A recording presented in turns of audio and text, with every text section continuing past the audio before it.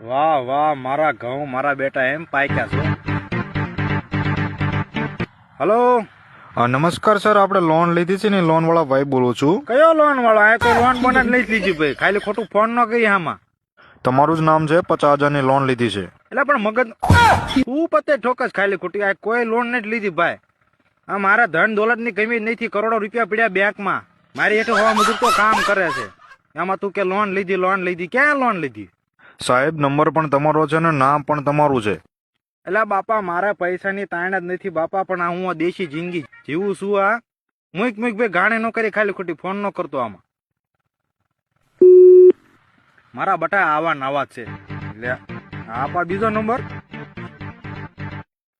Hello, hello sir, હું bank માંથી બોલું છું. તમારે વગર વ્યાજે લોન લેવી છે સર? 1 રૂપિયો પણ વ્યાજ નહીં ભરવાનું અને પૈસા થાય તો જ દેવાના, નકર નહીં હા દેવાના. હા, લેવી.